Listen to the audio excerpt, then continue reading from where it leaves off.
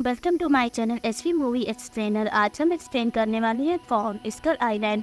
ये मूवी 2017 में रिलीज हुई थी। मूवी की स्टार्टिंग में हमें एक आइलैंड दिखाया जाता है जहाँ पे दुश्मनों के दो जहाज आपस में गिरते हैं और ये टाइम था वर्ल्ड वॉर 2 का। उन दोनों जहाज़ों में से दो सोल्जर्स बाहर आते हैं और ये दोनों एक दूसरे को देख करके उन दोनों आपस में फाइट करने लगते हैं और ये लोग फाइट करते करते एक जंगल की तरफ चले जाते हैं और ये लोग फॉरेस्ट में पहुंच करके भी फाइटिंग कर रहे होते हैं। तभी अब एक सोल्जर तीसरे सोल्जर को मारने जा ही रहा होता है। उसी समय इन लोगों को एक बहुत बड़ी सी अजीबोगरीब एक क्रिएचर दिखती है और इस क्रिएचर का नाम होता है कॉन। जिसे ये दोनों सोल्जर देखकर भी काफ़ी ज़्यादा डर जाते हैं और उस क्रिएचर को देखते ही देखते अब टाइम चेंज हो जाता है। फिर हमें काफ़ी सालों बाद का टाइम दिखाते हैं। यहाँ पे हमें एक जोलॉजिस्ट की पूरी टीम दिखाई जाती है।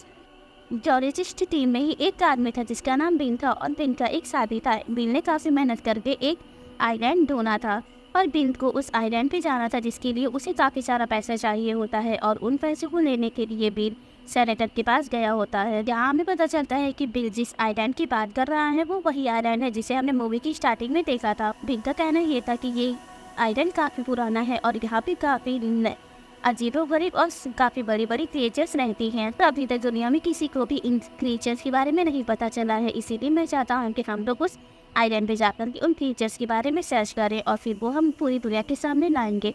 सेनेटर को ये बात बिल्कुल पसंद नहीं आती है, इसीलिए सेनेटर बिन को पैसे देने से मना कर देता है। जिसके बाद बिन सेनेटर को काफ़ी फोर्स करता है और उसे बताता है कि पूरी दुनिया, इनफैक्ट रशिया भी इस आइलैंड को पूरी दुनिया के सामने लाना चाहती है और मैं नहीं चाहता कि रशिया हमसे पहले वहाँ जाकर के पूरी दुनिया के सामने इस आइलैंड को क्लेम कर दे। इसीलिए मैं चाहता हूँ कि हम लोग रशिया से पहले वहाँ पे जाएं और उस आइलैंड को क्लेम करें।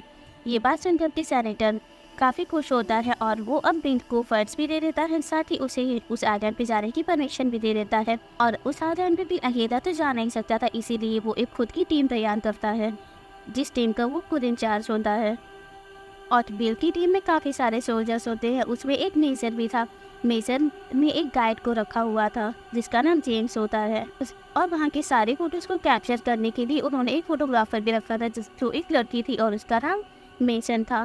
जिसके बाद अपनी पूरी टीम के साथ एक मीटिंग करता है। मीटिंग में ये बताया जाता है कि अगर हम लोग उस आइलैंड पे गुम हो जाते हैं तो फिर हमें कैसे एक लोकेशन पे मिलना है। अब अगले दिन ये लोग एक बहुत बड़ी शिप में बैठ करके एक समुद्र के बीचों बीच जाते हैं। वहाँ से उन्हें एक हेलीकॉप्टर रिसीव करने वाला था जिससे कि वो लोग उस आइलैंड पे पहुँच सकते थे। और अब हमें नेक्स्ट डे दिखाते हैं। अब ये लोग शिप में बैठ करके समुद्र के बीचों बीच चले गए होते हैं जहाँ से इन्हें ये हेलीकॉप्टर रिसीव करने आ रहा था। उसी समय इन लोगों को पता लगता है कि इनका हेलीकॉप्टर जिस रूट से इन लोगों को आइलैंड लेकर के जाएगा वो रूट इस समय सेफ नहीं है क्योंकि इस समय उस रोड पे काफ़ी तेज़ी से तूफान आ रहा है। लेकिन बिल इस चीज़ पे बिल को भी फोकस नहीं करता है और वो इस बातों को इग्नोर करके अपने साथ 6-7 हेलीकॉप्टर बुलाता है और अपनी पूरी टीम को उन हेलीकॉप्टर से बिठा करके आइलैंड के लिए निकल जाता है। और जैसे जैसे इन लोगों की हेलीकॉप्टर अब तूफान की तरफ बढ़ते हैं तो तूफान और ज़्यादा तेज़ हो जाता है और कोई भी उम्मीद नहीं बची क्योंकि अब ये लोग जिंदा बचेंगे। लेकिन ऐसा कुछ नहीं होता है। ये लोग सेफली अब आइलैंड पे पहुंच जाते हैं। तो उनकी टीम में जोलॉजिस्ट भी होता है जो अब बिन से कहता है कि हो सकता है कि ये बड़े बड़े क्रिएचर्स जमीन के अंदर रहते हो, इसीलिए ये लोग हेलीकॉप्टर में ही बैठ करके आइलैंड बॉम्ब ब्लास्ट कर रहे होते हैं। इनकी बॉम्ब ब्लास्ट करने की वजह से आइलैंड पे काफ़ी भगदड़ मच जाती है। वहाँ पे जितने भी जानवर होते हैं वो सब इधर उधर भागने लगते हैं। फिर आइलैंड से कुछ चीज़ें तो इनके हेलीकॉप्टर से भी टकराने लगती हैं और ये सब कुछ होने के बाद इनके सामने एक बहुत बड़ा सा क्रिएचर आता है जिसका नाम कॉम होता है। तभी मेजर अब कॉम को देख करके डिसाइड करता है कि हमें उसके ऊपर फायरिंग करनी चाहिए और ये लोग अब कॉम के ऊपर फायरिंग करने लगते हैं जिससे कि कॉम काफ़ी गुस्सा हो जाता है और वो अब इनके पूरे हेलीकॉप्टर को बर्बाद कर देता है जिसमें काफ़ी सारे सोल्जर्स भी मारे जाते हैं और ये लोग अपनी जान बचा करके किसी तरीके से एक कॉर्नर में आते हैं जहाँ पे अब ये लोग अपनी 2 टीम बनाते हैं। एक ग्रुप में बिन और बाकी सोल्जर्स थे और दूसरे ग्रुप में जेम्स, मेसन और बाकी बचे हुए सोल्जर्स थे। वहीं हम मेजर को देखते हैं जिससे अब काफ़ी गुस्सा आ रहा होता है क्योंकि उसे काफ़ी सारे सोल्जर्स मारे गए थे। इसीलिए वो बिन के ऊपर अब गन पॉइंट करता है और वो अब बिन से कहता है कि तुम्हारा हमें यहाँ लाने का प्लान क्या था। इस पर बिन मेजर से कहता है कि असल में ये प्लान तो हमारा प्लान ही नहीं गया कि ये प्लान एक जानवर रूपा था और इस पर जानवर रहते थे। जानवर पर काफ़ी बड़े बड़े क्रिएचर्स भी रहा करते थे।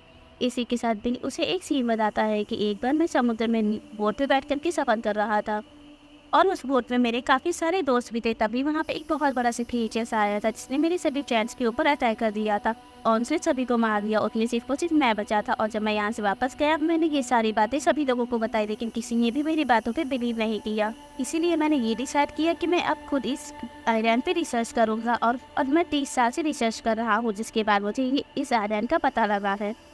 और मैं बहुत जल्द अब पूरी दुनिया के सामने ला दूंगा कि इस आइलैंड पे काफ़ी बड़े बड़े क्रिएचर्स रहते हैं। तब जा करके सभी लोगों को मेरी बातों पे भरोसा होगा और बहुत ही जल्द ये सभी क्रिएचर इंसानों को भी ख़त्म कर देंगे। तो इससे पहले क्रिएचर्स हम लोगों के ऊपर कब्जा करें, उससे पहले हम ही लोग इन क्रिएचर्स को ढूंढ करके उन्हें ख़त्म कर देंगे। जिसके बाद हमें मेजर को दिखाया जाता है और मेजर का एक सोल्जर गायब हो जाता है। मेजर अब अपने सोल्जर को ढूंढने के लिए जंगल की तरफ जाता है। मेजर के साथ एक सोल्जर भी जा रहा होता है। तभी एक बहुत बड़ा सा बैम्बू जो उस सोल्जर के मुंह के अंदर घुस जाता है और उसकी बहुत बेरहमी से वहीं पे मौत हो जाती है।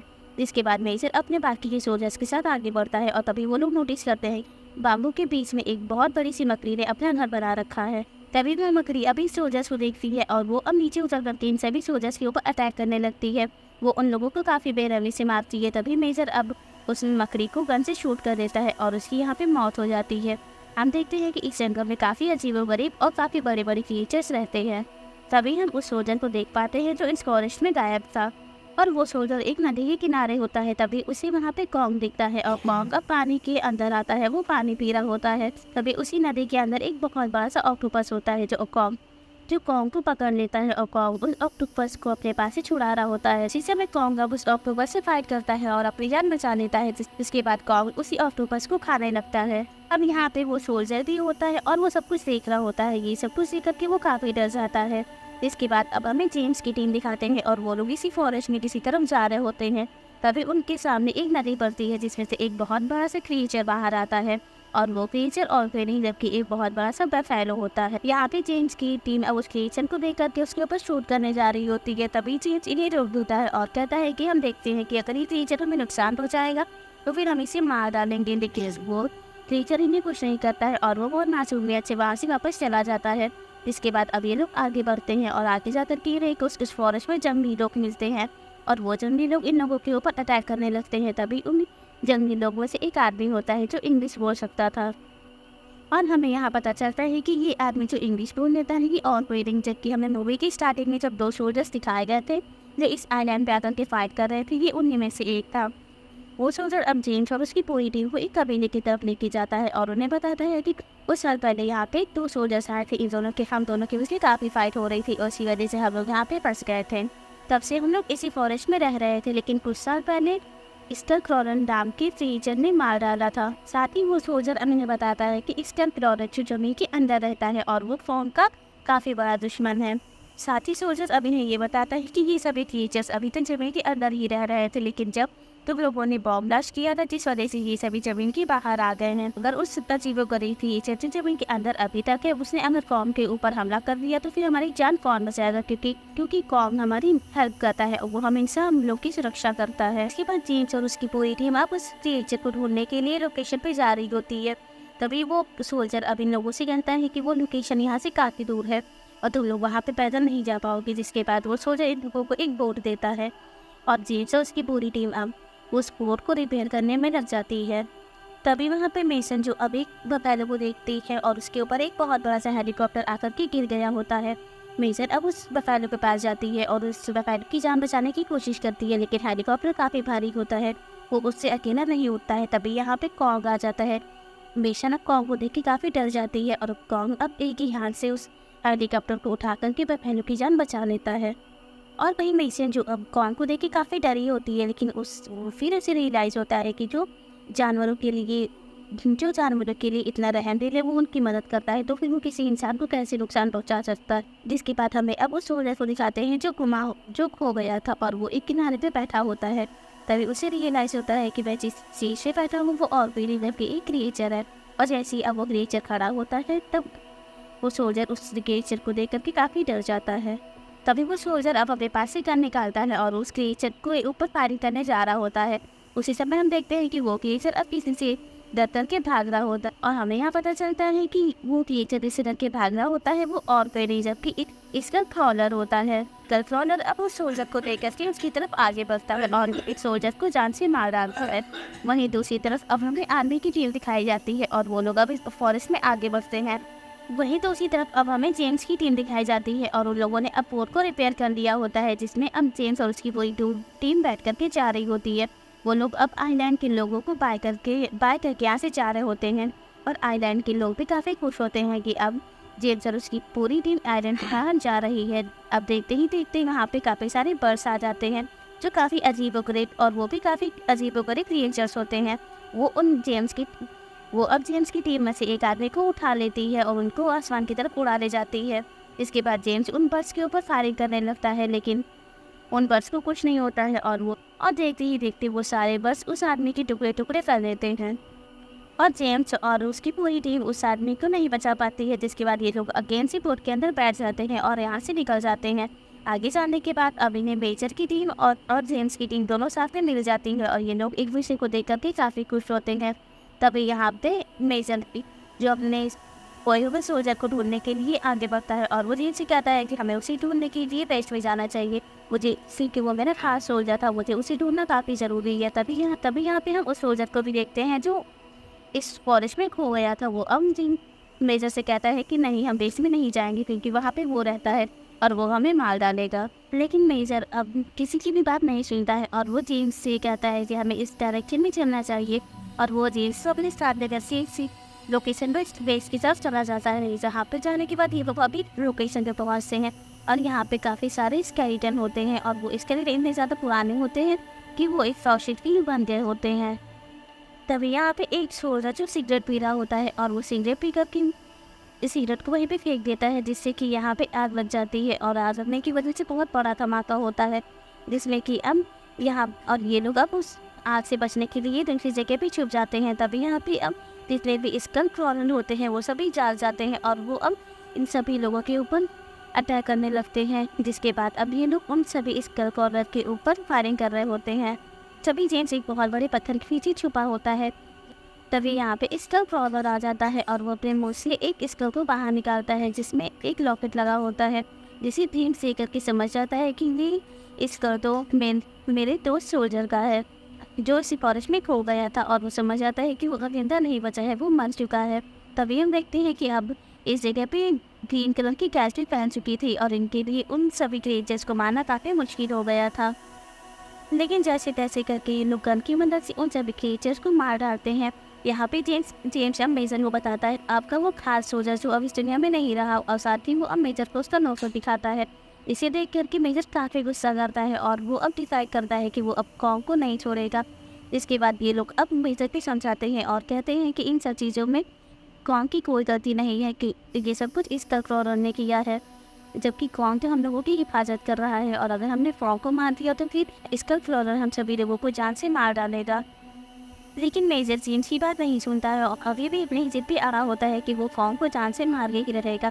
तभी यहाँ पे जेम्स मेजर से कहता है कि मैं अपनी टीम को लेकर के इस किनारे पे जा रहा हूँ और बोट को बैठ के इंतजार कर रहा हूँ, आप अपनी टीम को लेकर के दूसरी तरफ जा सकते हैं। मेजर अब अपनी टीम के साथ दूसरी तरफ चला जाता है और जेम्स अपनी टीम के साथ बोट में बैठ जाता है और यहाँ पे अभी दोबारा से इन दोनों की टीम डिवाइड हो गई थी।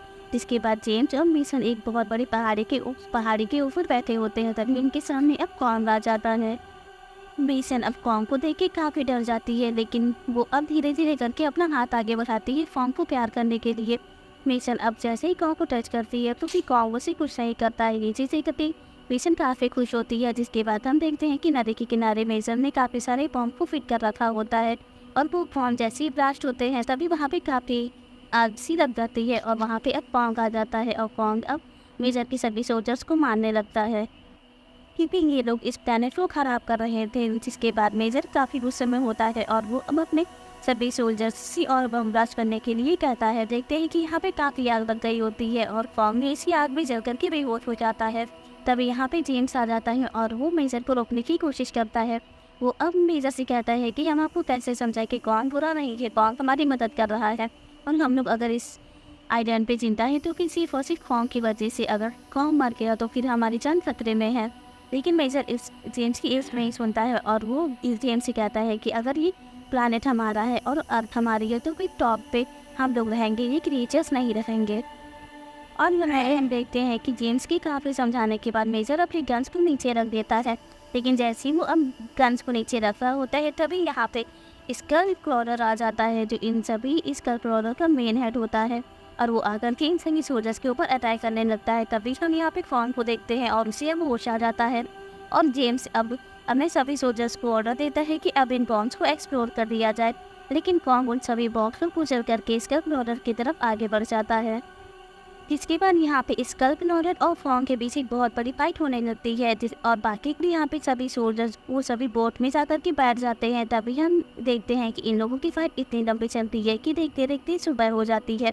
तभी अब हम एक सोल्जर को देखते हैं और वो अब अपनी जान की कुर्बानी दे करके अपने शरीर में सभी बॉम्ब्स को बांध देता है, और जो बाकी के सोल्जर्स होते हैं वो सभी स्कल क्लॉरर के ऊपर फायरिंग कर रहे होते हैं। जिसके बाद स्कल क्लॉरर अब गांव को छोड़ करके उन सभी सोल्जर्स की तरफ आने लगता है। तभी हम यहाँ पे अब कॉन्ग को देखते हैं, जो पानी में गिर जाता है, और पानी में गिरने की वजह से कॉन्ग पानी में जंजीरें पड़ी होती है, जिसमें कॉन्ग फंस जाता है और वो अपने आप को बाहर नहीं निकाल पाता है। इसके बाद अब हम स्कल क्लॉरर को देखते हैं और वो उन सभी सोल्जर्स को मारने के लिए इनकी तरफ जा रहा होता है। तभी उनके सामने वो सोल्जर आ जाता है जिसने अपने शरीर के सभी बॉम्ब्स को लपेट रखा होता है, और सोल्जर्स ये सोचता है कि शायद ये स्कल क्लॉरर मुझे खाने के बाद बॉम्ब सभी उसके पेट में ब्लास्ट हो जाएंगे, जिसके बाद वो मर जाएगा। लेकिन स्कल क्लॉरर भी काफ़ी तेज होता है, वो उस सोल्जर को देखकर के पीछे हटता है और अपनी पूंछ से वो उस सोल्जर को काफ़ी जोर से धक्का मारता है, और वो सोल्जर एक पहाड़ से जाकर के टकराता है और वहीं पे ब्लास्ट हो जाता है। और फिर स्कल क्लॉरर उन सभी सोल्जर्स का पीछा करने लगता है। तभी हम कॉन्ग को देखते हैं, वो अब अपने आप को उन जंजीरों से छुड़ा लेता है। कॉन्ग स्कल क्लॉरर को अपने तरफ वापस खींच लेता है, और यहाँ पे अब स्कल क्लॉरर और फॉन्ग के बीच अगेन से फाइट होती है। वहीं दूसरी तरफ अब हम मेसन को देखते हैं, और वो अब एक पहाड़ के टॉप के ऊपर जाकर के फायरिंग करती है, और वो फायरिंग इसीलिए करती है ताकि वो उन सभी हेलीकॉप्टर को अपनी लोकेशन का पता दे सके, ताकि हेलीकॉप्टर्स को पता लग जाए कि ये सभी सोल्जर्स इसी लोकेशन पे है और वो आकर के हमारी जान बचा लें। लेकिन उसी समय मैशन का पैर फिसलता है और वो नदी में गिर जाती है। जिसके बाद हम फॉर्म को देखते हैं और वो स्कल क्लॉरर को काफ़ी बुरी तरीके से मारता है और उसकी जवान खींच लेता है, और उसे काफ़ी बेरहमी से वहीं पे ख़त्म कर देता है। और फिर वो नदी के अंदर से मिशन को भी बचा लेता है और मिशन को इंसानों के पास ला करके छोड़ देता है। और फिर सभी लोग मिलकर के रीयूनाइट हो जाते हैं, और ये सभी अब अपनी अपनी लोकेशन पे वापस चले जाते हैं। और अपनी लोकेशन पे वापस आने के बाद हमें वो कंपनी दिखाई जाती है जिस कंपनी ने इन सभी क्रिएचर्स को कंट्रोल में करने के लिए बोला था। वो कंपनी अब जेम्स और मिशन को भी अपनी कंपनी में हायर कर लेती है। फिर हमें वो सोल्जर दिखाया जाता है जो काफ़ी साल पहले उसी आइलैंड पे आकर के गुम हो गया था। वो भी अब इन लोगों के साथ वापस आ जाता है, और वो अब काफ़ी सालों बाद अपनी बीवी और अपने बेटे से मिलता है, जिसे देखकर कि वो सभी काफ़ी खुश होते हैं। और इसी के साथ इस मूवी की एंडिंग हो जाती है। Thank you for watching.